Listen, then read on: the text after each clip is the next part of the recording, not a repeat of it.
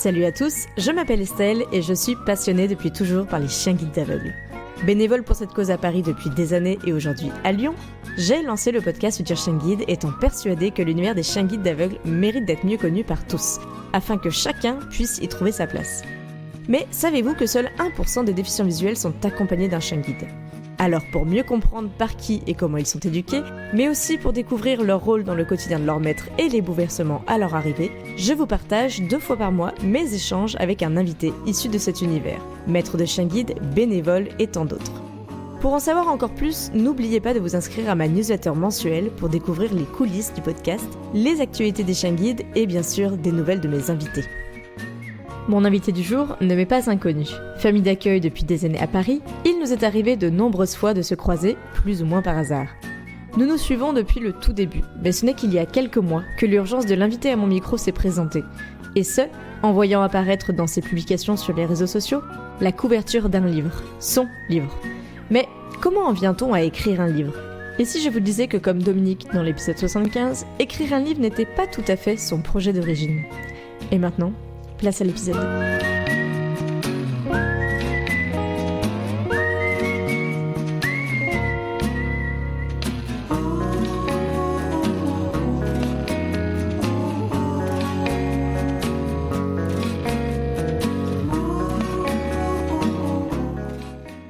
Bonjour Dorothée. Bonjour Estelle. Merci de m'accueillir dans ton bureau pour ce nouvel épisode sur le podcast Futur Chien Guide. Est-ce que pour commencer, tu pourrais te présenter en 3 mots pour décrire ton chien et en 3 mots pour te décrire toi ? Ok, merci à toi Estelle de venir me rencontrer et me faire passer derrière ton micro.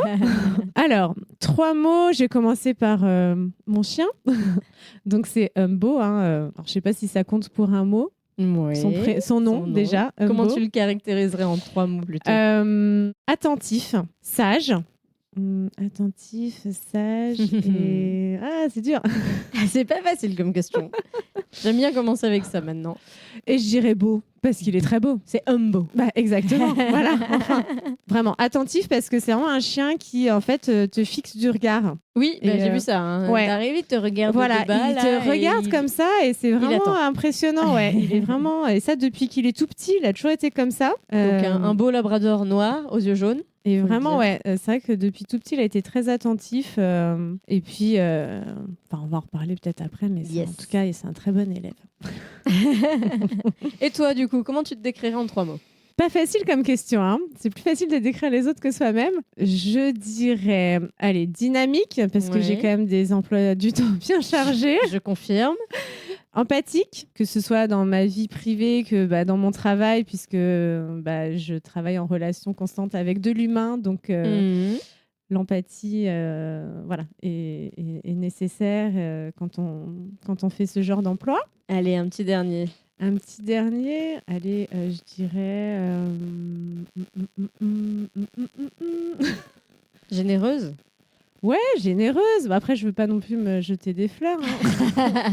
C'est comme un entretien d'embauche, il faut donner 3 points positifs, 3 points négatifs. Exactement. Après, tu me fais en 3 mots tes 3 points négatifs. Non, on fait que le positif ici. Et surtout qu'en face de moi, en plus de t'avoir toi, tu m'as confié, je l'attendais depuis longtemps, ton livre. Parce que c'est pour ça aussi que je voulais échanger avec toi aujourd'hui. Le titre, on le connaît. Parce que c'est le titre de ta page Facebook. Tout à fait. Ouais, c'est vrai que du coup, cette idée de titre, mais tout de suite, je me suis dit, s'il faut l'appeler, je l'appellerai comme ça. Puisque j'avais déjà réfléchi quand j'ai créé ma page Facebook à quel nom je pouvais donner à cette page. Et du coup, quand il a fallu choisir un titre pour le livre, c'était une évidence que j'allais garder Petit chiot deviendra grand chien guide. Donc, ce livre, il est sorti il n'y a pas longtemps. Tout à fait. Il est sorti il y a 1 mois, quasiment. Vraiment toute fin décembre, après Noël. Donc, pour les premiers exemplaires, tout à fait. Et alors, ça fait quoi de l'avoir dans les mains ? Je suis contente. Je suis contente. C'est un aboutissement. On va dire, même si, moi, quand j'ai commencé l'écriture du livre, j'avais pas du tout l'ambition d'écrire un livre.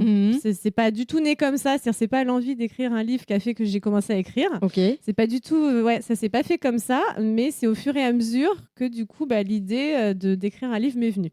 Qu'est-ce qui t'a donné envie d'écrire et pourquoi t'as écrit ? T'as écrit pour ton Facebook ? Alors non, vraiment, à la base, j'ai écrit pour moi. J'ai écrit pour moi parce que ça fait un peu plus de 6 ans donc, que je suis famille d'accueil. Ouais. Donc, j'ai partagé le quotidien avec pas mal de chiens. Humbo, si je les compte tous, famille d'accueil, famille relais, c'est mon 10e. Ok. Et en fait, j'avais envie de laisser une trace à tous ces chiens parce que voilà, ils ne font que passer dans nos vies et on en garde bien sûr beaucoup d'amour, de souvenirs, etc. Mais rien de matériel. Et pour moi, le fait d'écrire là-dessus, ça donnait un côté matériel, un côté souvenir. Donc à la base, j'ai vraiment commencé à écrire comme ça pour moi, sans aucune prétention de publication, de rien du tout. Et puis c'est au fil de l'écriture, au fur et à mesure. Donc je commençais à écrire, puis je commençais à réfléchir mais du coup peut-être faire un plan, un peu une suite logique. Et puis petit à petit, ça a pris forme. Les pages ont commencé à se remplir. Et il y en a des pages. T'as quand même une centaine de pages. Ouais, voilà. Bon, ça reste un petit ouvrage, mais oui, il y a quand même une centaine de pages. Et une fois que c'était terminé, je me suis dit, n'y connaissant rien du tout vraiment au domaine de l'édition, mais je me suis dit, maintenant qu'il est là, qu'est-ce que j'en fais ? Ok, pour moi c'est sympa, mais et je me dis je vais voir comment ça se passe, comment on fait éditer, publier un livre. Et ensuite j'ai demandé à mon ami Google. Ok. Google a été généreux. Voilà, comme Google, toi. comment on fait en fait, des contacts d'éditeurs et tout. Donc là j'ai découvert un peu le milieu de l'édition aussi, les différents contrats qu'on pouvait te proposer. Qui n'est pas du tout ton milieu professionnel. Absolument pas. Donc j'ai découvert les contrats, comptes d'auteur, contrats, comptes d'éditeur. Enfin voilà, tu as plusieurs formules, surtout pour les petits débutants novices comme moi. Et j'ai envoyé donc à plusieurs maisons d'édition, donc pas des grandes, puisque les grandes, ils s'en fichent des petits nouveaux comme moi, mais plutôt des petites maisons d'édition. J'ai dû en envoyer à 6 et j'ai eu 5 retours et 5 retours positifs. Donc déjà, je me suis dit, tiens, ça fait cool. de bons échos, de bons retours. Sachant qu'encore une fois, je suis pas du tout moi écrivaine.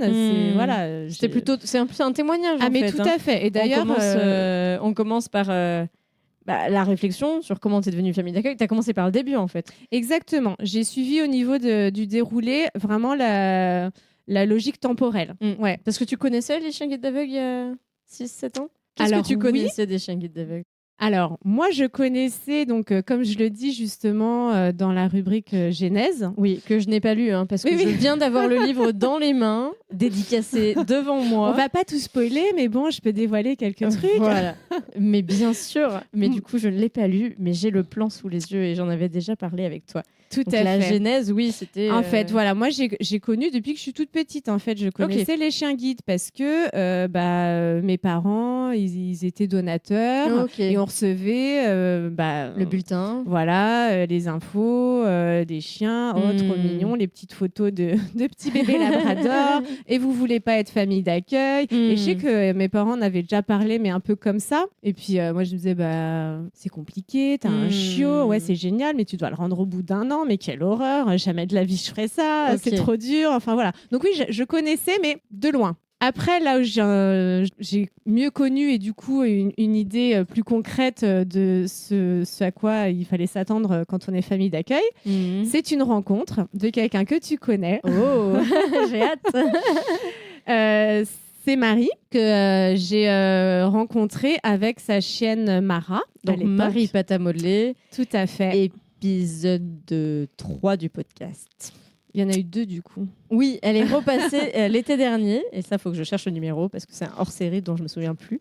On doit être dans les 60. Mais en effet, Marie, donc on avait appelé Marie pâte à modeler de son petit nom. C'était ma 3e invitée. Et elle est repassée, en effet, il n'y a pas longtemps, dans le 66e épisode. J'avais dit 60. C'était pour nous parler de sa nouvelle aventure avec son chien de médiation. Mais quand tu l'as rencontrée, elle était avec Mara. Alors voilà, elle était avec Mara, donc c'était sa première élève. Oui. En fait, il s'avère que Marie habite dans le même immeuble que habitent mes parents. Ah, et du coup, mes parents m'avaient dit « Ah, on a une voisine, elle a un chien guide. » Je fais « Ah bon et tout ? Ah ouais, j'aimerais bien la rencontrer. Voilà. Et on s'est rencontrés à une fête de Noël de l'immeuble. Et du coup, je l'ai assaillie de questions. Normal, je te comprends. Voilà, parce que vraiment, ouais, déjà, je connaissais un petit peu. Et puis, oui, du coup, j'avais plein de questions parce que le projet m'intéressait aussi. Donc, je l'ai assaillie de questions comme le savent toutes les familles d'accueil. Et ça m'a permis, voilà, de relancer en fait l'idée. Mais du coup, tu avais envie de te lancer dans l'aventure ou c'était plutôt de te dire mais qu'est-ce qu'elle fait avec ce chien et comment ça fonctionne? Alors, moi, du coup, je connaissais un peu, voilà, mais de loin, hein, ce rôle de famille d'accueil. Donc, ça m'a permis d'avoir plus de concret sur notamment les séances de travail à l'école, etc. Et c'est vrai que quand elle m'a décrit tout ça, je me suis dit, ah ouais, non, en fait, moi, je pourrais pas. Ok. En fait, c'est trop. À l'époque, Trop engageant. J'étais maman célibataire, donc tu vois, travailler à temps plein toute seule avec un enfant. Je me dis, bah non, en fait, c'est juste impossible, quoi, je peux pas. Et puis, petit à petit, l'idée m'est restée dans la tête. Quand même. Quand même. Donc, j'y pensais comme ci, comme ça. Puis petit à petit, tu dis, ouais, mais en fait, ça, je peux m'arranger comme ci, comme ça. Tu trouves des solutions. Voilà, en fait, tu trouves des solutions parce que l'idée, voilà, ne m'a pas, même si je me dis non, c'est pas pour moi, c'est quand même resté. Je n'arrivais pas à me défaire de cette idée. Et donc vraiment, ouais, j'ai pris le temps de réfléchir à savoir si c'était vraiment faisable. Et petit à petit, comme tu dis, j'ai trouvé des solutions. Et j'ai fini par m'inscrire donc, à une réunion de présentation à l'école des chiens guides. Ok, donc là, tu as mis un pas de plus. Là, voilà, je suis rentrée un peu dans le la première fois que tu mettais les pas à l'école, en fait. Les pieds à l'école. Oui, tout à fait. C'est la première fois que j'allais à l'école. T'avais pas fait les portes ouvertes, t'avais pas fait... Non, rien donc de tout ça. T'es rentrée par la grande porte des familles d'accueil quand même. Voilà. Enfin, ou la petite, selon je sais pas. Mais du coup, j'ai assisté à la présentation. C'était un samedi matin avec une monitrice et une famille d'accueil qui venait témoigner de son parcours, de son rôle. Donc j'ai posé plein de questions, j'ai pris plein de notes. Et en fait, je suis repartie de cette réunion. Je me suis dit, ouais, ok, vas-y, c'est fait pour moi, en fait, je le veux. Maintenant, c'est clair, c'est décidé, c'est go, j'y vais, quoi. T'as déjà eu des chiens quand t'étais petite? Ouais, j'avais déjà eu des chiens. T'étais team chien depuis le début? Moi, j'ai toujours aimé les chiens, ouais. Alors, j'aime les chats aussi, hein, mais vraiment, avec les chiens, il y a toujours eu, vraiment un truc particulier depuis toute petite. Et là, ce qui est intéressant, c'est que dans ton livre, on pourrait se dire que genèse, réflexion, attente, réponse, ça arrive. Et il y a une tu as quand même mis la brique, l'annonce à l'entourage. Ouais. Parce que c'était important, en fait, pour toi de l'annoncer. Alors, comment ça s'est passé? Oui, et puis d'avoir aussi un peu le retour des proches. Mine de rien, savoir ce qu'ils en pensaient, parce qu'avoir un chien, alors on s'en rend compte surtout une fois qu'on en a un, mais voilà, c'est une présence. Hein. On le sent, là, à côté de nous. Là. C'est pas une peluche ou un objet que tu ranges au placard quand ça te gêne. Ou quoi. Non. Voilà, c'est vraiment un membre de la famille. Sûr. J'avais besoin déjà de connaître leur avis et puis avoir leur approbation encore mieux. Mais ce qui n'a pas toujours été le cas d'emblée. Ah oui? Ouais. Il y a eu des réticences un peu? Il y a eu un peu, ouais. Pas ta maman, parce que c'est elle qui t'avait un peu poussé à ça. Alors, ouais, mais en fait, il y a eu quand même... pas tellement des réticences, mais plus des craintes, en fait. Les gens me disent, mais quoi? Mais tu vas faire ça? Mais c'est hyper... Voilà, c'est plus parce que c'est hyper contraignant. Mais comment tu vas faire? Et le chien, il faut le sortir. Et... Okay. Donc, oui. Des petits warnings quand même. Exactement. J'ai pas eu un « ouais, c'est génial ». Donc, ouais, l'accueil n'a pas forcément été celui que j'espérais au début. Mais bon, tout ça, après, ça s'est dissipé une fois que les premières questions, les premières réponses ont été données aussi, j'imagine. Oui, voilà, en fait, c'est plus de l'inquiétude. C'est plus de l'inquiétude. Là, combien de temps ça a mis Qu'est-ce qui s'est passé? Elle est arrivée vite, la première élève? Enfin, je sais pas, du coup. En tout cas, moi, j'étais hyper impatiente. Je pourrais dire que c'est long, mais au final, non, c'était pas très long parce que j'ai rempli donc, mon dossier en juillet. Et je l'ai eu, donc, comme je dis, en plus, c'était un vendredi 13 octobre. Ok. Donc, tu vois, ça reste raisonnable. Ça a dépassé, ouais. Ouais, c'est ça, 3 mois. Quelques mois. Et donc, le portrait de la petite qui a débarqué dans ta vie? Donc, ma première élève, c'était Nani. Donc, Nani, mine de rien, même si j'avais déjà eu des chiens, ça faisait un moment que j'étais sans chien. Et puis là, c'est quand même un petit peu différent. Donc, il a fallu vraiment faire connaissance, réapprendre à vivre aussi avec un chien et aussi un chien au quotidien, H24. Oui, parce que tu l'as toujours avec toi, tu ne le laisses pas dans un coin. Exactement. Mais en fait, c'était super, quoi, parce que un petit chiot labrador, c'est adorable. T'as tout le temps envie de la caresser, de la regarder, de la prendre en photo. Bon, après, c'est un jeune chien, donc ça fait pipi, ça fait des bêtises. Ça, c'est le côté moins glamour. C'est ce que tu racontes, j'imagine, dans le chapitre des premières fois, etc. Bah, c'est vrai que, voilà. Après, ils deviennent très vite propres et bien éduqués. Là, tu vois, Humbo, j'allais dire Sparrow, lapsus. Humbo, il a 6 mois et j'ai envie de dire que le plus gros a déjà été fait, en fait. Pour moi, c'est vraiment les premiers mois les plus intenses parce que tu as à la fois l'apprentissage des règles, la propreté, bien sûr, puis les premières règles de base. La bonne tenue, quoi, la maison, etc. Et puis, les assouplissements assis, couchés, de pas bouger, d'aller à sa place. Enfin, tout ça, en fait, tu l'apprends assez vite au chien. Et du coup, oui, le plus gros du boulot, il se fait vraiment les 3 premiers mois. Après, on est plus sur de l'entretien et puis, oui, de l'apprentissage de nouvelles commandes, mais pas tant que ça. C'est vraiment les 3 premiers mois qui sont les plus intenses. Mais du coup, oui, moi, avec Nani, je découvrais. Donc, pour moi, c'était la meilleure. Mais je n'avais aucun point de comparaison. Donc, je me rendais pas forcément compte de ce qu'elle allait devenir. Et puis, on verra que ça marche pas à tous les coups. Non, parce que là, on fait pas des statistiques, hein. Mais sur tes 10 élèves, combien J'ai eu beaucoup de réformés. Ouais. Moi, j'ai eu beaucoup de réformés parce que, en effet, c'est très select. Et oui. La formation chien guide ne devient pas chien guide qui veut. Et tant mieux. J'ai envie de dire, parce qu'il y a clairement des chiens qui ne sont pas faits pour ça. Exactement, c'est pour leur bien-être. Le but, surtout, c'est pas de les forcer. Non. Donc, et Nani, c'était un peu de ça. Elle était clairement pas faite pour ça. Donc voilà, sans spoiler, ma première chienne a été réformée.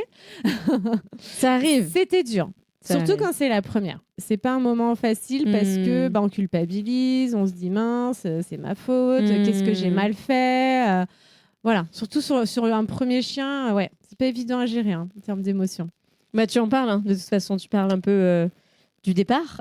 Tout à fait. Du départ, tu parles de la réforme, de la séparation et de ce qu'il y a derrière aussi. Mais aujourd'hui, Nani, t'en as un petit peu des nouvelles peut-être ? Ouais, un petit peu, parce que du coup, elle a été adoptée par les parents d'une amie. Donc oui, j'ai des nouvelles. Elle vit en Savoie, elle fait des grandes balades et puis elle peut se baigner, chose que ne peuvent pas faire les chiens guides. Et elle aime bien nager, se baigner. Donc elle a vraiment une belle vie, ouais, tout à fait.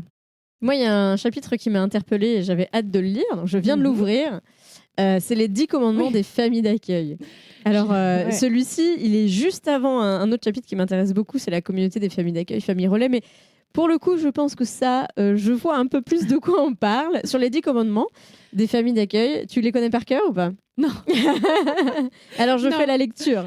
Aux grasses matinées, tu renonceras. Bon, ça s'applique aussi aux familles de jeunes enfants, je crois. Tout à fait. Hein, avec Baby Boy, on est bon. Avoir un jeune chien, c'est un peu éduquer un jeune enfant. Voilà, des poils partout chez toi et sur toi tu retrouveras. Non, là, on n'est pas sur le baby, ça va. On a d'autres choses, de la bave, mais pas des poils. Au placard, tes talons hauts, tu garderas. Plus de talons hauts. Bah, en fait, tu sais, quand t'as un labrador qui fait 35 kilos et qui, même s'il marche bien au pied, mais que d'un coup, tu sais pas pourquoi, il va voir un truc que toi, t'auras pas vu et qui va te traîner. Voilà, c'est pas toujours évident. Donc c'est pas interdit, mais vaut mieux faire attention. Tu gardes au placard les talons. Bon, de toute façon, j'en mettais pas. Ok. Bon bah, je suis plutôt team basket. Et le caca dans la rue, tu ramasseras. Oui, ça fait partie des... Même s'ils font dans les caniveaux, on ramasse, bien sûr. Et les aveugles les déficients visuels, leurs maîtres peuvent aussi ramasser, même sans y voir grand-chose, parce qu'on leur apprend et ça fonctionne. L'odeur du chien mouillé, tu accepteras. Et ouais, un chien, même pas mouillé, d'ailleurs, j'ai envie de dire. On peut mettre l'odeur du chien entre parenthèses, mouillé ou pas. Mouillé, c'est pire. Mouillé, c'est encore pire. Mais on le voit dans les espaces confinés. Là, tu vois, par exemple, dans mon bureau, si je laisse la porte fermée toute la journée, je vais sortir, je vais revenir, je fais ah ouais, ça sent le chien. Et oui. Autant à la maison, je trouve que ça sent pas trop, parce que déjà, il y est pas la journée. Et oui. Pareil dans la voiture, enfin, dans les espaces confinés, oui, un chien, ça sent quoi. Et alors un chien mouillé, alors là, ça sent encore plus. Ah ouais, là c'est terrible. Bon, il y en a un qui est plus positif, c'est partout avec toi, tu l'emmèneras. Et oui, ça, famille d'accueil, tu l'emmènes partout. Ça fait partie du deal. Et c'est aussi que le chien soit habitué à plein d'endroits différents, qu'il soit à l'aise partout. Et moi, je trouve ça chouette, surtout quand tu l'emmènes dans des endroits improbables. Improbables pour un chien.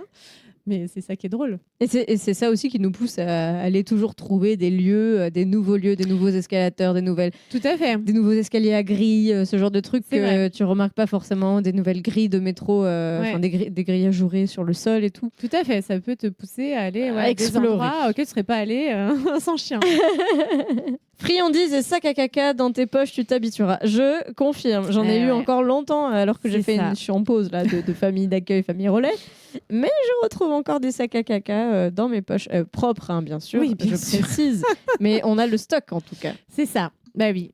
On n'a pas des pièces de monnaie ou des Kleenex, on a dans nos poches toujours un petit peu de friandises parce que pour maintenir les bonnes règles d'éducation, les apprentissages, sac à caca parce que voilà, ça peut arriver à n'importe quel moment.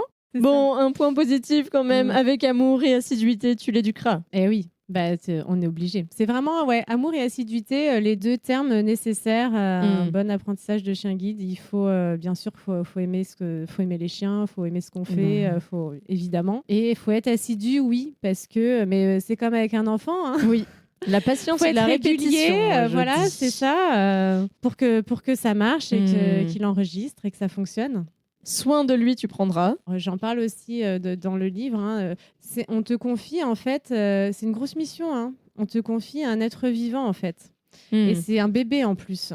On te confie un bébé être vivant. Donc, c'est quand même une grosse mission. On nous fait quand même vachement confiance. Hein. Et évidemment, tu vas prendre soin de lui parce que oui, c'est un enfant, c'est un être vivant. Donc, tu vas faire attention à ce qu'il manque de rien, à ce qu'il soit bien dans sa tête, dans ses pattes. Et aussi du point de vue médical, puisque j'ai eu quelques mésaventures avec des chiens et j'en parle dans le livre aussi.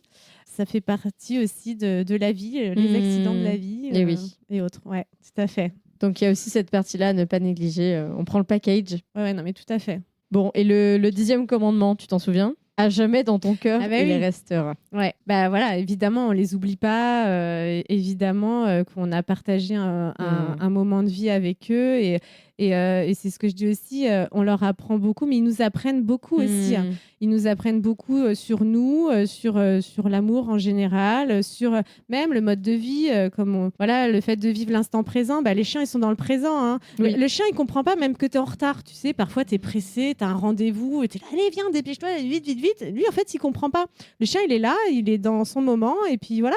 Il va pas anticiper parce que tu as une réunion, nanana. Lui, il sait pas ce qui va se passer l'heure d'après, et c'est très bien. Et il vit le moment dans l'instant, quoi. Il profite. Il se pose pas trop de questions sur le planning. C'est ça. Sauf le planning des croquettes. Il vit au moment où l'action se passe. Et tu disais que tu avais des tout petits chiots. C'est vrai qu'en famille d'accueil, on accueille des chiots très très jeunes. Enfin, très très jeunes. Assez jeunes. Enfin, c'est pas un chien de 1 an que tu as tout de suite. Tout à fait. C'est pas comme les déficients visuels qui ont le chien à 2 ans. Et ça, c'est vrai que cette différence, elle n'est pas forcément visible pour un déficient visuel parce qu'au final, eux, ils voient le produit fini d'éducation, j'ai envie de dire. Ils voient le chien éduqué. Et on en avait beaucoup parlé. Ils en ont parlé ensemble, Arthur et Florian, des épisodes 11 et 34. Parce que quand Arthur, qui a Loya, qui était un chien guide éduqué, son mari, maintenant, Florian, avait été famille d'accueil. Du coup, chacun avait un chien. Donc, un chien guide éduqué et un chiot en famille d'accueil. D'accord. Et en fait, Arthur raconte dans l'épisode de Florian, du coup, parce que j'ai fait l'épisode avec l'un puis avec l'autre, qu'il a découvert et qu'il s'est rendu compte de qu'est-ce que c'était un chiot de 4 mois. Tout à fait. Et du coup, il s'est encore plus rendu compte de l'évolution qu'il fallait et de la patience, de la répétition, de l'assiduité dont tu parlais. Et on le voit même, justement, moi, donc j'ai pu revoir des chiens réformés. Oui. Et je me dis, mais par exemple, Freeze, que j'ai revu récemment, je dis, mais elle est hyper calme. Et en fait, le chien a passé 2 ans, 3 ans, il se calme énormément. Et comme tu dis, nous, on l'a jusqu'à, en gros, c'est 1 an. 1 an et demi, allez. Et c'est vrai que il est encore jeune, le chien. C'est encore un chien même tout foufou, même s'il est éduqué et tout ça. Ça reste un jeune chien. Et très vite, en effet, ils sont beaucoup plus calmes en grandissant, en devenant adultes. C'est ça. Et réformés ou pas, en fait, ils s'agissent un peu plus. Bon, il y en a qui restent jeunes dans leur tête longtemps. Dans le jeu, etc. Mais dans la vie quotidienne, au final, c'est vrai que nous, on On les a pendant l'adolescence, quoi. C'est ça. C'est la période, oui, la plus difficile, en fait, qu'on a. Et puis où ils évoluent le plus, quand même. Exactement. Parce que là, moi, j'ai vu Humbo il y a quelques mois et il a énormément changé et en quelques mois... Ça grandit tellement vite. Ouais. C'est fou, accéléré, Ouais. Très accéléré. Ah oui, non, mais vraiment, moi, je l'ai récupéré, donc il avait 2 mois et demi, il devait peser 8 kilos. Ouais. Là, il a 6 mois. La dernière fois que je l'ai pesé, il faisait 25 kilos. Enfin, c'est énorme, en fait, la progression. On pourrait vraiment dire qu'ils grandissent de jour en jour. Et après, ça s'arrête très vite chez le Labrador, puisqu'à 12 mois, ils ont la leur taille finale, adulte. Après, ils peuvent s'épaissir, surtout selon comment on les nourrit. On évite. Entre 10 et 12 mois, ils ont leur taille adulte. Ça va très, très vite. Ouais. Il y a un chapitre qui me questionnait beaucoup. C'est « Il n'arrive pas chez nous par hasard ». Par rapport au fait que tu étais persuadée que chaque chien a une mission à accomplir dans la vie d'une personne. Tout à fait. Chaque être, en fait, je pense vraiment que, mais c'est inconscient, enfin, c'est même pas, mais que il était fait pour venir dans notre vie, pour nous apporter telle ou telle chose. Voilà, même chaque épreuve, elle n'est pas là pour rien et qu'il y a un sens dans tout ça et il y a un intérêt. En fait, ils nous font évoluer. Et ce qu'on va apprendre avec un chien, ça va nous permettre de développer des... Et je parle aussi, que bon, ça c'est autre chose, c'est plus vis-à-vis du quotidien de la famille d'accueil. Mais encore une fois, ils nous apportent énormément. Ils nous apportent énormément. Oui, c'est de la connexion que tu avais eue avec une certaine chienne, Holda. Ouais, ça c'était Holda, en effet. Y a eu... après, on les aime tous, mais on les aime tous différemment puisqu'ils sont tous différents. Et chaque chien, oui, va t'apporter quelque chose de nouveau. Avec Holda, il y a tout de suite eu, une connexion qui s'est créée, mais tout de suite. Alors qu'Holda, à la base, je devais l'avoir qu'en relais quelques jours. Mais pour moi, c'était impossible. Et finalement, je l'ai eu en famille d'accueil... Parce que je pense qu'on devait partager ce moment ensemble. Et puis oui, le fait d'être au quotidien avec des chiens et des chiens guides, ça t'apporte beaucoup aussi, comme j'en parle dans le chapitre les compétences sociales développées. Il faut y aller au culot. Parfois, tu as des endroits où tu te dis « Oh là là, je vais me faire rembarrer avec mon chien, ils vont voir arriver, ils vont se dire « Oh là là, c'est quoi cette folle ?» Et tu te dis « j'y vais ». Et du coup, ça t'aide, voilà, moi, au début, j'étais quand même quelqu'un d'assez réservé, assez timide. On dirait pas comme ça. On dirait pas. Ils m'ont beaucoup appris, puisqu'aujourd'hui, plus du tout. Et vraiment, j'ai appris grâce au chien. Le fait, justement, d'aller oser aussi défendre ta cause, que tu sais juste. Et oui. Donc, ça vraiment, j'ai beaucoup évolué à travers les chiens guides. J'ai vraiment gagné en confiance en moi. Et ça a eu un vrai impact sur ta vie? Tu pensais juste que ça allait être un projet de 1 an ou tu t'étais déjà dit si je commence, j'arrête pas? Alors, je m'étais pas projetée, en fait. Ouais, je savais pas. Et encore aujourd'hui, je serais incapable de te dire ce qui va se passer après Humbo. Ouais, à chaque fois, je me dis pas à chaque fois, si je recommence ou je fais une pause. Enfin, je ne sais pas. Ok. Je me projette pas trop. Toi aussi, tu vis l'instant présent. Ouais, j'essaie. Puis voilà, chaque histoire est tellement originale que voilà.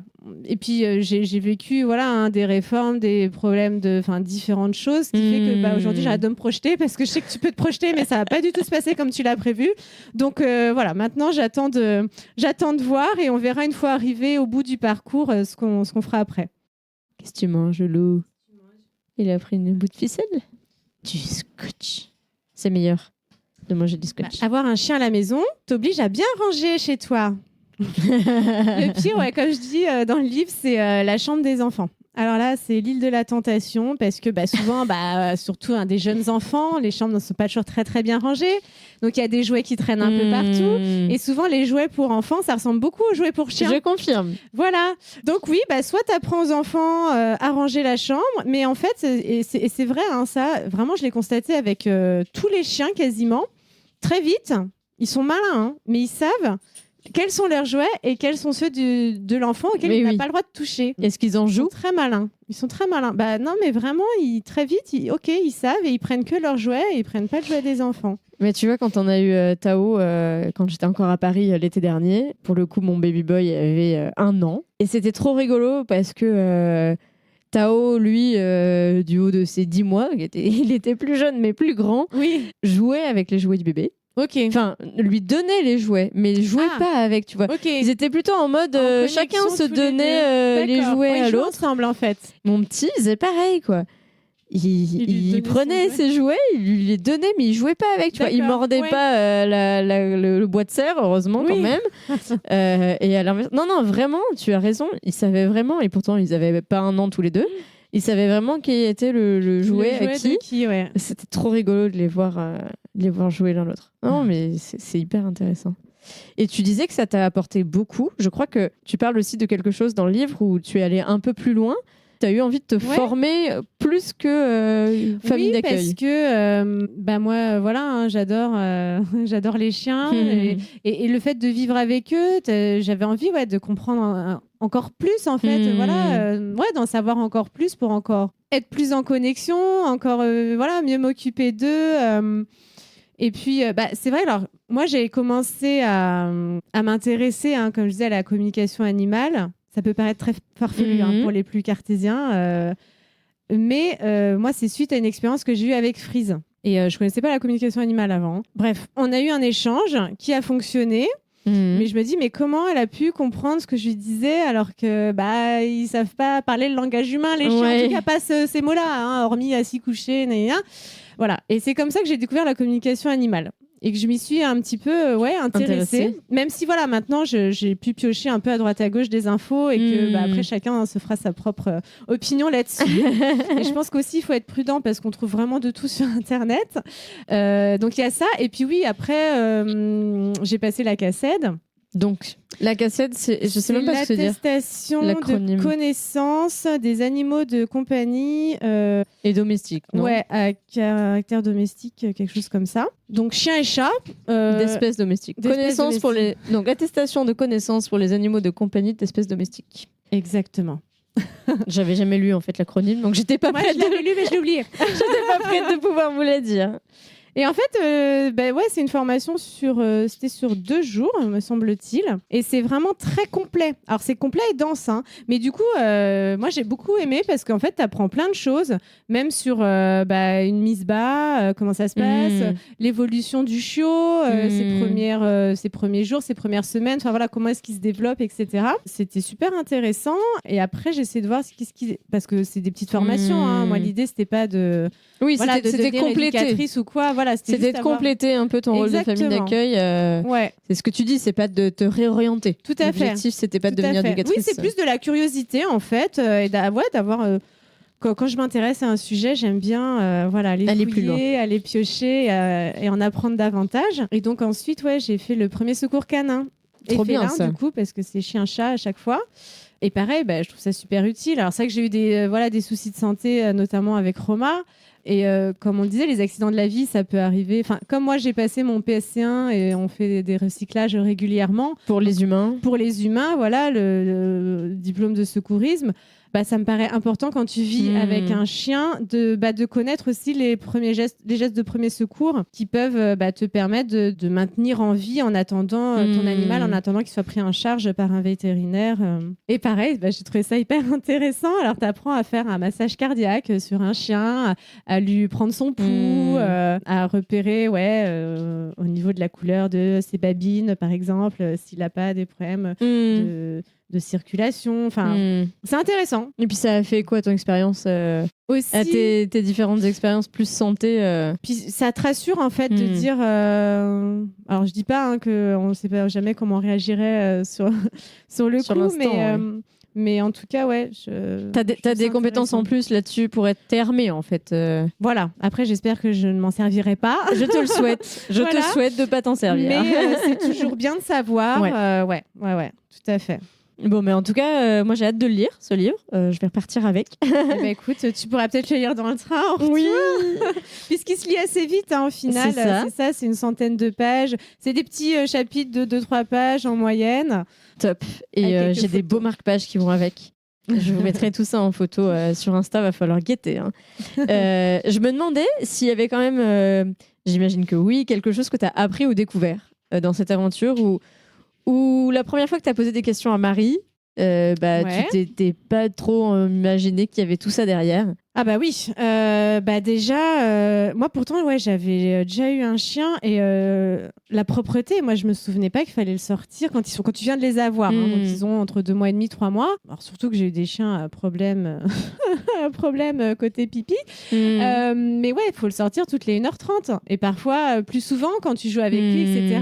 Et en fait, c'est beaucoup d'allers-retours, ouais. Et je me dis, mais les gens qui prennent un chiot et qui vont travailler tout de suite derrière, qui sont pas là, même une demi-journée, hein, mais en fait, comment ils font et comment on fait leur chiot voilà, pour apprendre la propreté, etc. Enfin, ouais, vraiment, c'est... Et je pense qu'aussi le livre, parce que je parle en effet du côté glamour et du côté pipi moins caca. glamour. Voilà, hein, pipi caca vomi oui, qu'est-ce que c'est que de vivre avec un chien Alors, un chien guide encore plus, mais même un chien en général et qu'en fait ouais, c'est quand même une grosse responsabilité, c'est beaucoup de boulot, c'est des contraintes, oui, bien sûr, beaucoup de contraintes, ouais. Oui, vraiment. Faut l'avoir en tête. Hein. Oui, mais vraiment, ouais. Même si nous, et encore, on en a, alors je sais pas du coup si on peut dire qu'on a plus ou moins que c'était notre propre chien, parce qu'on s'engage que sur 1 an. On peut le faire garder si vraiment on doit partir. Exceptionnellement, c'est possible avec les familles relais. Sur un voyage ou quoi. On n'a pas de frais, puisque les croquettes et les frais vétérinaires sont pris en charge par l'école. Donc après, c'est plus des jeux, voilà, du plus, quoi.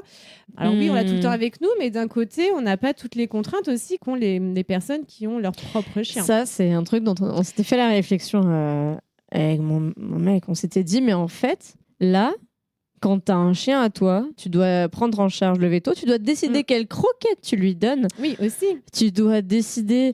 Enfin, il y a plein de choses, en fait. Il y a plein de choses auxquelles nous, on est guidés par l'école. C'est vrai. C'est un point positif et en même temps, tu peux pas faire ce que tu veux, donc ça reste un point négatif. Il faut savoir dans quel cadre on peut l'emmener partout. Mais peut-être que ton chien, toi, lambda, il sera pas accepté là où tu as l'habitude de passer tes vacances. C'est ça. Voilà. Donc oui. Il y a des points positifs c'est ça. Et des points négatifs. Mais c'est sûr que c'est une aventure totalement inédite. Et est-ce qu'il y a des moments où toi, tu as été bluffé par un de tes 10 élèves, là, qui reste un souvenir assez marquant pour toi? Quand j'avais mon chien, je pensais pas qu'on pouvait apprendre, par exemple, à faire pipi et caca sur commande à un chien. Oui. Le premier truc qu'on te demande, c'est la première brique à mettre. En tant que famille d'accueil, c'est là quoi? Mais même pipi, je peux lui apprendre à faire pipi dans les caniveaux. Et quoi, même un mâle, il va pas lever la patte. Je dis mais comment je vais faire? Enfin ouais, ça vraiment, je savais même pas qu'en fait on pouvait apprendre à un chien et encore plus un chien mâle à faire pipi dans les caniveaux sur commande. Ouais. Et non, en fait, ce que je te rends compte, c'est qu'ils apprennent tellement vite. Alors, c'est des labradors, donc en fait, avec la bouffe, avec les récompenses, les croquettes, tu peux leur faire apprendre quasiment ce que tu veux, en fait. Ah oui, ils sont très, très malins. Hein. Et on parlait juste avant de mettre enregistré sur l'enregistreur, avant de mettre rec, des lieux où tu es allé dernièrement faire des sensibilisations et tout. Est-ce qu'il y a un lieu ou des lieux exceptionnels où tu es allé avec les chiens guides où tu serais jamais allé sans les chiens guides? Alors, les sensibilisations, j'ai commencé récemment. Ouais. Du coup, j'en ai pas fait beaucoup encore. Ouais. Donc, je ne pense pas. Ouais. Je pense pas, non, être allé quelque part, oui, grâce au chien. Ou avec un lieu où tu te serais dit, sans le chien, en fait, j'aurais jamais mis les pieds, quoi. Pour travailler, pour... Ouais, après, c'est plus que, oui, au niveau des sorties, ça te pousse à bouger, hein, c'est sûr. Hein. C'est alors, à bouger, oui, pour le sortir, le dégourdir et l'occuper, mais aussi, en effet, pour... on se dit, tiens, tiens, là, par exemple, on va se faire un musée, ça va faire un peu bosser un peu aussi. Voilà, en fait, oui, ça va être une opportunité. Peut-être que oui, on l'aurait pas fait s'il n'y avait pas eu le chien. Oui. On se serait dit, on va faire un truc peut-être plus tranquille à la maison, etc. Et en fait, avoir le chien, de se dire, oui, tiens. Tu joins l'utile à l'agréable. Exactement, ouais. Je me souviens quand on était aussi sur Paris en tant que famille relais. Tu dis, tiens, on cherche à faire un truc. Tiens, ce serait pas mal, comme ça, lui aussi va bosser et tout. Ouais, tout à fait. Bon, il me reste ma petite question de fin, avant de laisser Humbo aller manger ses croquettes. Je demande toujours à mes invités quel est leur pire et leur meilleur moment avec les chiens guides. Est-ce que tu pourrais nous les confier, en commençant par le pire pour garder le meilleur pour la fin? Alors, le pire, je dirais, c'est l'accident que j'ai connu avec Romain, parce que... c'est un accident domestique, hein, entre guillemets, parce que c'est... Voilà. Tu le racontes un peu dans le livre? Oui, je le raconte en détail. Je raconte vraiment en détail. Et ça, j'avais envie de vraiment en parler aussi parce que c'est des souvenirs très douloureux et j'avais besoin aussi de l'extérioriser. Donc, je donne tout en détail vraiment dans le livre. En fait, donc Roma, un matin, pressée, je suis en voiture, on va au travail et elle sort de la voiture, il pleut, je referme vite la porte et elle a vraiment l'extrémité de sa queue qui reste coincée dans la portière de la voiture. Comme ça peut arriver avec les doigts des enfants, voilà. Et s'en est suivi une accumulation de problèmes. Voilà, par rapport à ça. Au final, ça c'est très bien. Voilà, aujourd'hui, elle va très bien. Elle mène une très belle vie. Mais disons que ça a été très compliqué à guérir. Oui, voilà. Ça me rappelle... j'avais une chienne en relais qui avait le bout de la queue... il lui avait opéré d'un kyste parce qu'à force d'être énergique, cette belle Nolka, une très belle Flat Coat Retriever noire, sa queue tapait dans le radiateur et du coup ça avait créé un kyste et du coup ils avaient enlevé le kyste mais ça cicatrisait pas et il fallait refaire le pansement. Et du coup elle avait un pansement blanc au bout de la queue alors qu'elle était noire et il y avait des gens dans le métro qui avaient fait des messes basses en disant c'est pas mal comme ça. Ah mais je sais, c'est pour que les déficients visuels y voient où est la queue et la tête.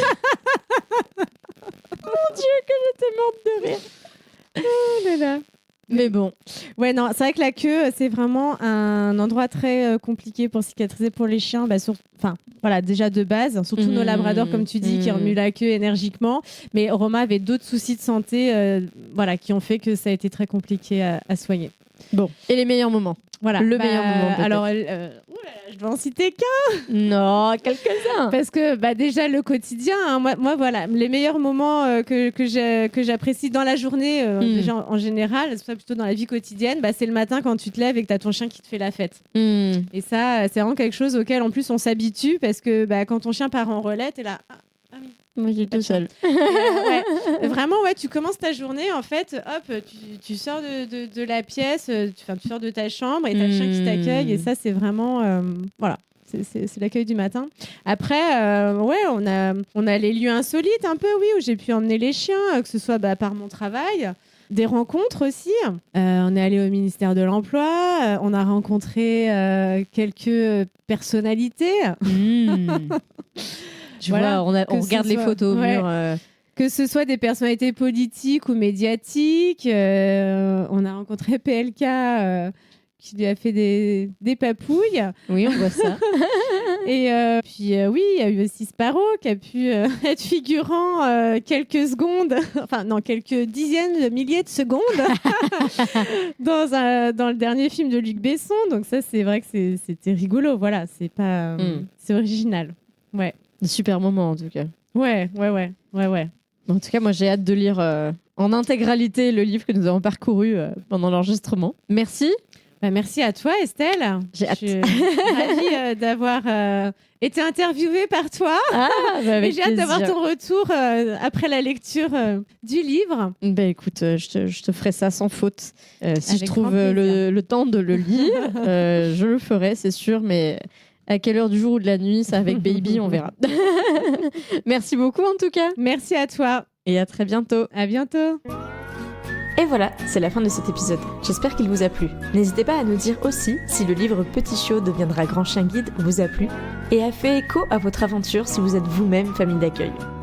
Et si vous avez apprécié cet épisode sur le livre de Dorothée, je vous conseille de découvrir celui de Dominique de l'épisode 75 qui raconte l'arrivée romancée de son chien guide Monty. De mon côté, je vous dis à bientôt pour le prochain épisode sur l'univers méconnu des chiens guides aveugles.